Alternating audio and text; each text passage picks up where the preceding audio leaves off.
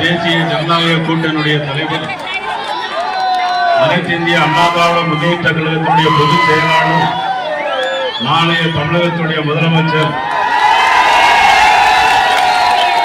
அண்ணன் பழனிசாமி அவர்களே, அண்ணன் வேலுமணி அவர்களே, மத்திய இணையமைச்சர் டாக்டர் எல் முருகன் அவர்களே, எங்களோடு வருகின்றிருக்கின்ற திருமதி வானதி சீனிவாசன் அவர்களே, அண்ணன் KP முனுசாமி அவர்களே, அண்ணன் நத்தம் விஸ்வநாதன் அவர்களே, சுதாகர் ரெட்டிஜி அவர்களே, அரவிந்த் மேனன்ஜி அவர்களே, உங்கள் அனைவருக்கும் அலைகடலென திரண்டிருக்கின்ற அண்ணா திராவிட முன்னேற்ற கழகம் பாரத ஜனதா கட்சியுடைய தொண்டர்கள் அனைவருக்கும் வணக்கத்தை தெரிவித்துக் கொள்கிறேன். மாண்புமிகு பாரத பிரதமர் நரேந்திர மோடி அவர்கள், மாண்புமிகு உள்துறை அமைச்சர் அமித்ஷா அவர்கள், JP நட்டா அவர்களுடைய மற்றும்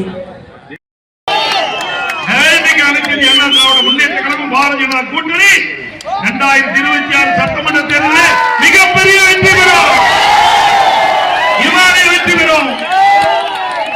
ஆட்சி அமைப்போம். மக்களோட ஆட்சி அகற்றப்பட வேண்டும்.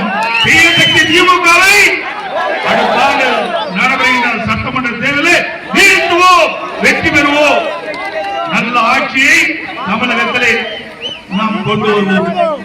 இன்றைய தினம் திரு ஸ்டாலின் பேசுகிறார், பல்வேறு பொதுக்கூட்டத்திலே பேசுகிறார்.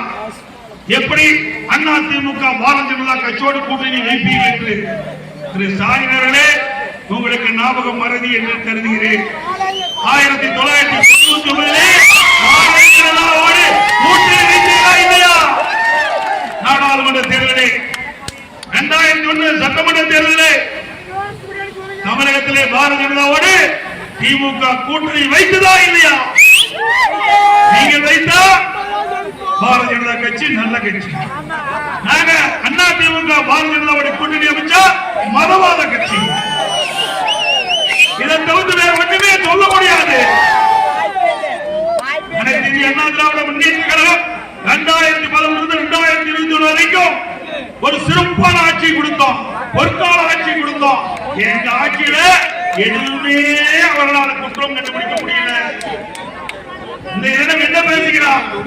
எங்கே வந்தாலும் மதவாத கட்சி பாரதிய ஜனதா கட்சி சொல்கிறார். 1999 மத்தியிலே ஆட்சி அதிகாரத்திலே பாரதிய ஜனதா வந்த போது திமுக கட்சியை சேர்ந்த நாடாளுமன்ற உறுப்பினர்கள் மத்திய அமைச்சராக இருந்தார்களா இல்லையா? 5 ஆண்டு காலம் மத்திய அமைச்சர்